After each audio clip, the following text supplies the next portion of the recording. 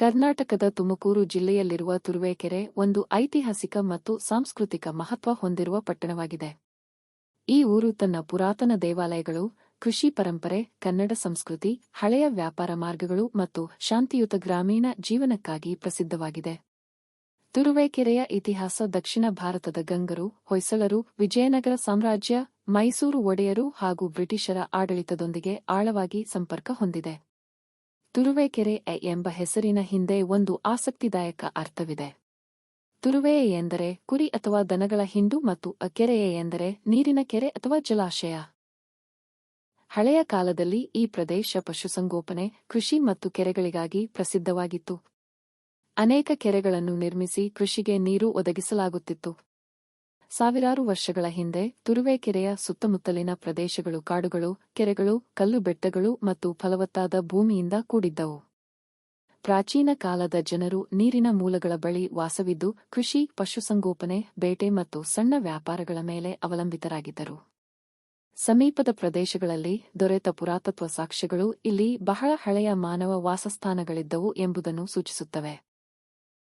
ನಂತರ ಈ ಪ್ರದೇಶ ಗಂಗರು, ಚಾಲುಕ್ಯರು ಮತ್ತು ರಾಷ್ಟ್ರಕೂಟರ ಆಡಳಿತಕ್ಕೆ ಸೇರಿತು. ಈ ರಾಜವಂಶಗಳು ದೇವಾಲಯ ನಿರ್ಮಾಣ, ಕೆರೆಗಳ ನಿರ್ಮಾಣ, ಕನ್ನಡ ಭಾಷೆಯ ಬೆಳವಣಿಗೆ ಮತ್ತು ಗ್ರಾಮ ಆಡಳಿತ ವ್ಯವಸ್ಥೆಗಳಿಗೆ ಉತ್ತೇಜನ ನೀಡಿದವು. ಅವರ ಆಡಳಿತದಲ್ಲಿ ಗ್ರಾಮೀಣ ಜೀವನ ಹೆಚ್ಚು ಸಂಘಟಿತವಾಗಿತ್ತು. ತುರುವೇಕೆರೆಯ ಇತಿಹಾಸದಲ್ಲಿ ಅತ್ಯಂತ ಮಹತ್ವದ ಕಾಲ ಹೊಯ್ಸಳ ಸಾಮ್ರಾಜ್ಯದ ಕಾಲವಾಗಿದೆ. 11ನೇ ಶತಮಾನದಿಂದ 14ನೇ ಶತಮಾನದವರೆಗೆ ಹೊಯ್ಸಳರ ಆಡಳಿತದಲ್ಲಿ ತುರುವೇಕೆರೆ ಧಾರ್ಮಿಕ ಮತ್ತು ಸಾಂಸ್ಕೃತಿಕ ಕೇಂದ್ರವಾಗಿ ಬೆಳೆದಿತು. ಈ ಅವಧಿಯಲ್ಲಿ ಸುಂದರವಾದ ಕಲ್ಲಿನ ದೇವಾಲಯಗಳನ್ನು ನಿರ್ಮಿಸಲಾಯಿತು. ಹೊಯ್ಸಳರ ಕಲಾವಿದರು ಮತ್ತು ಶಿಲ್ಪಿಗಳು ಇಲ್ಲಿ ಅದ್ಭುತವಾದ ಶಿಲ್ಪಕಲೆಯನ್ನು ಮೂಡಿಸಿದರು. ಚೆನ್ನಕೇಶವ ದೇವಾಲಯವು ತುರುವೇಕೆರೆಯ ಪ್ರಮುಖ ದೇವಾಲಯಗಳಲ್ಲಿ ಒಂದಾಗಿದೆ. ಈ ದೇವಾಲಯವು ಶ್ರೀ ವಿಷ್ಣುವಿಗೆ ಸಮರ್ಪಿತವಾಗಿದ್ದು ಹೊಯ್ಸಳ ಶೈಲಿಯ ಅದ್ಭುತ ವಾಸ್ತುಶಿಲ್ಪವನ್ನು ಹೊಂದಿದೆ. ಕಲ್ಲಿನ ಸ್ತಂಭಗಳು, ದೇವರುಗಳ ಶಿಲ್ಪಗಳು, ನೃತ್ಯಗಾರರು, ಯೋಧರು ಮತ್ತು ಪ್ರಾಣಿಗಳ ಕೆತ್ತನೆಗಳು ದೇವಾಲಯದ ಸೌಂದರ್ಯವನ್ನು ಹೆಚ್ಚಿಸುತ್ತವೆ. ಮಲ್ಲೇಶ್ವರ ದೇವಾಲಯವು ಶಿವನಿಗೆ ಸಮರ್ಪಿತವಾಗಿದ್ದು ಹೊಯ್ಸಳರ ಶಿಲ್ಪಕಲೆಯ ಸುಂದರ ಉದಾಹರಣೆಯಾಗಿದೆ. ಈ ದೇವಾಲಯದಲ್ಲಿ ಪುರಾತನ ಕನ್ನಡ ಶಾಸನಗಳು ಕಂಡುಬರುತ್ತವೆ.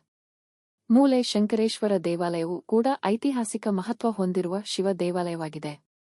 ಇವು ಸ್ಥಳೀಯ ಜನರ ಆಧ್ಯಾತ್ಮಿಕ ಬದುಕಿನ ಪ್ರಮುಖ ಕೇಂದ್ರಗಳಾಗಿದ್ದವು. ಹೊಯ್ಸಳರ ಕಾಲದಲ್ಲಿ ಕನ್ನಡ ಸಾಹಿತ್ಯ, ಸಂಗೀತ, ನೃತ್ಯ ಮತ್ತು ಶಿಲ್ಪಕಲೆಗಳಿಗೆ ದೊಡ್ಡ ಉತ್ತೇಜನ ದೊರೆಯಿತು. ಕೃಷಿ ಮತ್ತು ಧಾರ್ಮಿಕ ಮಹತ್ವದಿಂದ ತುರುವೇಕೆರೆ ಆರ್ಥಿಕವಾಗಿ ಕೂಡ ಬೆಳವಣಿಗೆಯಾಯಿತು.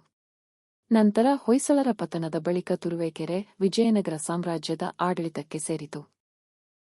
ವಿಜಯನಗರ ಕಾಲದಲ್ಲಿ ವ್ಯಾಪಾರ ಮಾರ್ಗಗಳು ಅಭಿವೃದ್ಧಿಗೊಂಡವು. ಕೃಷಿ ವಿಸ್ತಾರವಾಯಿತು. ಹೊಸ ಕೆರೆಗಳು ಮತ್ತು ನೀರಾವರಿ ವ್ಯವಸ್ಥೆಗಳು ನಿರ್ಮಿಸಲ್ಪಟ್ಟವು. ದೇವಾಲಯಗಳಿಗೆ ರಾಜರಿಂದ ಬೆಂಬಲ ದೊರೆಯಿತು. ರೈತರು ರಾಗಿ, ಭತ್ತ, ಕಾಳುಗಳು ಮತ್ತು ಎಣ್ಣೆ ಬೀಜಗಳನ್ನು ಬೆಳೆಯುತ್ತಿದ್ದರು. ಜನರ ಜೀವನ ಕೃಷಿ ಮತ್ತು ಪಶುಸಂಗೋಪನೆಗೆ ಆಧಾರಿತವಾಗಿತ್ತು.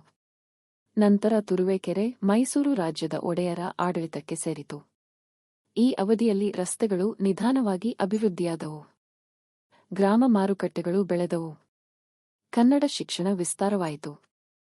ದೇವಾಲಯ ಜಾತ್ರೆಗಳು ಮತ್ತು ಹಬ್ಬಗಳು ಹೆಚ್ಚು ಜನಪ್ರಿಯವಾದವು. ಜನರು ಸರಳ ಜೀವನ ನಡೆಸುತ್ತಿದ್ದರು. ಕೃಷಿ, ಕೈಗಾರಿಕೆ, ಜಾನುವಾರು ಸಾಗಣೆ ಮತ್ತು ಎತ್ತುಗಾಡಿಗಳು ಆ ಕಾಲದ ಜೀವನದ ಪ್ರಮುಖ ಭಾಗವಾಗಿದ್ದವು. ಬ್ರಿಟಿಷರ ಕಾಲದಲ್ಲಿ ಮೈಸೂರು ಆಡಳಿತದಲ್ಲಿ ಕೆಲವು ಬದಲಾವಣೆಗಳು ನಡೆದವು. ಭೂ ದಾಖಲೆ ವ್ಯವಸ್ಥೆ ಸುಧಾರಿಸಲಾಯಿತು. ತೆರಿಗೆ ವ್ಯವಸ್ಥೆ ರೂಪುಗೊಂಡಿತು. ಕೆಲವು ಆಧುನಿಕ ಶಾಲೆಗಳು ಆರಂಭವಾದವು. ಆಡಳಿತ ವ್ಯವಸ್ಥೆಗಳು ಹೆಚ್ಚು ಸಂಘಟಿತವಾದವು. ಆದರೂ ಗ್ರಾಮೀಣ ಜನರು ಮಳೆ, ಕೆರೆಗಳು ಮತ್ತು ಕೃಷಿಯ ಮೇಲೆಯೇ ಹೆಚ್ಚು ಅವಲಂಬಿತರಾಗಿದ್ದರು.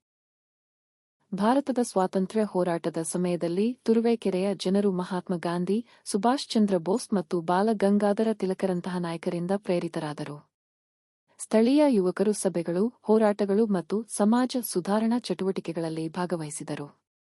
1947ರಲ್ಲಿ ಭಾರತಕ್ಕೆ ಸ್ವಾತಂತ್ರ್ಯ ಬಂದ ನಂತರ ತುರುವೇಕೆರೆ ಕ್ರಮೇಣ ಅಭಿವೃದ್ಧಿಯತ್ತ ಸಾಗಿತು.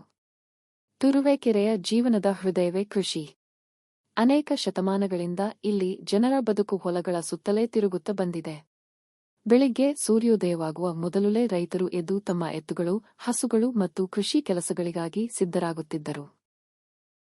ಊರಿನ ಮಣ್ಣಿನ ಸುಗಂಧ, ಕೆರೆಗಳ ನೀರು, ಹೊಲಗಳಲ್ಲಿ ಬೀಸುವ ತಂಪಾದ ಗಾಳಿ ಮತ್ತು ಪಕ್ಷಿಗಳ ಕೂಗು ಗ್ರಾಮ ಜೀವನದ ಸೌಂದರ್ಯವನ್ನು ಹೆಚ್ಚಿಸುತ್ತಿತ್ತು.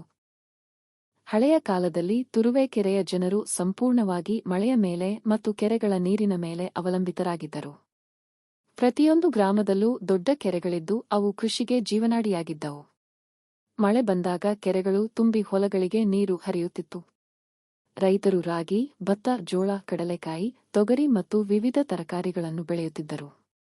ಕೆಲವು ಪ್ರದೇಶಗಳಲ್ಲಿ ತೆಂಗು ಮತ್ತು ಅಡಿಕೆ ತೋಟಗಳು ಕಂಡುಬರುತ್ತಿದ್ದವು. ಆ ಕಾಲದಲ್ಲಿ ಟ್ರಾಕ್ಟರ್ಗಳು ಇರಲಿಲ್ಲ. ಎತ್ತು ಜೋಡಿಗಳನ್ನು ಬಳಸಿ ಹೊಲಗಳನ್ನು ಒರೆಯಲಾಗುತ್ತಿತ್ತು. ರೈತರು ಬೆಳಿಗ್ಗೆಯಿಂದ ಸಂಜೆವರೆಗೆ ಕಷ್ಟಪಟ್ಟು ಕೆಲಸ ಮಾಡುತ್ತಿದ್ದರು. ಮಹಿಳೆಯರು ಕೂಡ ಕೃಷಿ ಕೆಲಸಗಳಲ್ಲಿ ಪ್ರಮುಖ ಪಾತ್ರ ವಹಿಸುತ್ತಿದ್ದರು. ಬೀಜ ಬಿತ್ತುವುದು, ನೆಡುವುದು, ಕೊಯ್ಲು ಮಾಡುವುದು ಮತ್ತು ಧಾನ್ಯ ಒಣಗಿಸುವ ಕೆಲಸಗಳಲ್ಲಿ ಕುಟುಂಬದ ಎಲ್ಲರೂ ಸೇರಿ ಕೆಲಸ ಮಾಡುತ್ತಿದ್ದರು. ಗ್ರಾಮ ಜೀವನ ಸರಳವಾಗಿದ್ದರೂ ಸಂತೋಷದಿಂದ ಕೂಡಿತ್ತು. ಜನರು ಮಣ್ಣಿನ ಮನೆಗಳಲ್ಲಿ ವಾಸಿಸುತ್ತಿದ್ದರು. ಮನೆಗಳ ಮುಂದೆ ತುಳಸಿ ಕಟ್ಟೆಯಿರುತ್ತಿತ್ತು. ಸಂಜೆ ಸಮಯದಲ್ಲಿ ಹಿರಿಯರು ಮನೆಯ ಮುಂದೆ ಕೂತು ಮಾತುಕತೆ ನಡೆಸುತ್ತಿದ್ದರು. ಮಕ್ಕಳು ಹೊಲಗಳ ಬಳಿ ಆಟವಾಡುತ್ತಿದ್ದರು. ಊರಿನ ಜನರು ಒಬ್ಬರಿಗೊಬ್ಬರು ಸಹಾಯ ಮಾಡುವುದು ಸಾಮಾನ್ಯವಾಗಿತ್ತು. ಹಬ್ಬಗಳು ಮತ್ತು ಜಾತ್ರೆಗಳು ಗ್ರಾಮ ಜೀವನದ ಮುಖ್ಯ ಭಾಗವಾಗಿದ್ದವು. ಸಂಕ್ರಾಂತಿ ಸಮಯದಲ್ಲಿ ಹೊಸ ಬೆಳೆಗಾಗಿ ದೇವರಿಗೆ ಪೂಜೆ ಮಾಡಲಾಗುತ್ತಿತ್ತು. ಯುಗಾದಿ, ದೀಪಾವಳಿ ಮತ್ತು ಗ್ರಾಮದ ದೇವರ ಜಾತ್ರೆಗಳನ್ನು ಎಲ್ಲರೂ ಒಟ್ಟಾಗಿ ಆಚರಿಸುತ್ತಿದ್ದರು. ಜಾತ್ರೆಗಳಲ್ಲಿ ಡೊಳ್ಳು ಕುಣಿತ, ಜನಪದ ಹಾಡುಗಳು ಮತ್ತು ಭಜನೆಗಳು ನಡೆಯುತ್ತಿದ್ದು ಊರು ಹಬ್ಬದ ವಾತಾವರಣದಿಂದ ತುಂಬಿರುತ್ತಿತ್ತು. ತುರುವೇಕೆರೆಯ ಗ್ರಾಮಗಳಲ್ಲಿ ಪಶುಸಂಗೋಪನೆಯು ಮಹತ್ವದ್ದಾಗಿತ್ತು. ಹಸು, ಎಮ್ಮೆ, ಕುರಿ ಮತ್ತು ಮೇಕೆಗಳನ್ನು ಸಾಕಲಾಗುತ್ತಿತ್ತು. ಹಾಲು ಮತ್ತು ಹೈನುಗಾರಿಕೆ ಕುಟುಂಬಗಳ ಆದಾಯದ ಭಾಗವಾಗಿತ್ತು. ಬೆಳಿಗ್ಗೆ ಹಾಲು ಹೀರುವುದು ಮತ್ತು ಪಶುಗಳನ್ನು ಮೇಯಿಸಲು ಕೊಂಡೊಯ್ಯುವುದು ದಿನನಿತ್ಯದ ಕೆಲಸವಾಗಿತ್ತು. ಕಾಲಕ್ರಮೇಣ ತುರುವೇಕೆರೆಯ ಕೃಷಿ ಜೀವನದಲ್ಲಿ ಬದಲಾವಣೆಗಳು ಬಂದವು. ಈಗ ಟ್ರಾಕ್ಟರ್ಗಳು, ಬೋರ್ವೆಲ್ಗಳು ಮತ್ತು ಆಧುನಿಕ ಯಂತ್ರಗಳು ಬಳಕೆಯಾಗುತ್ತಿವೆ. ಶಿಕ್ಷಣ ಮತ್ತು ತಂತ್ರಜ್ಞಾನ ಬೆಳೆಯುತ್ತಿದ್ದರೂ ಕೃಷಿಯ ಮೇಲಿನ ಪ್ರೀತಿ ಮತ್ತು ಗ್ರಾಮೀಣ ಸಂಸ್ಕೃತಿ ಇನ್ನೂ ಜೀವಂತವಾಗಿದೆ. ಇಂದಿಗೂ ತುರುವೇಕೆರೆಯ ಹೊಲಗಳು ರೈತರ ಪರಿಶ್ರಮವನ್ನು ಹೇಳುತ್ತವೆ ಮತ್ತು ಗ್ರಾಮಗಳ ಶಾಂತಿಯುತ ವಾತಾವರಣ ಹಳೆಯ ಕಾಲದ ನೆನಪುಗಳನ್ನು ಜೀವಂತವಾಗಿರಿಸುತ್ತವೆ.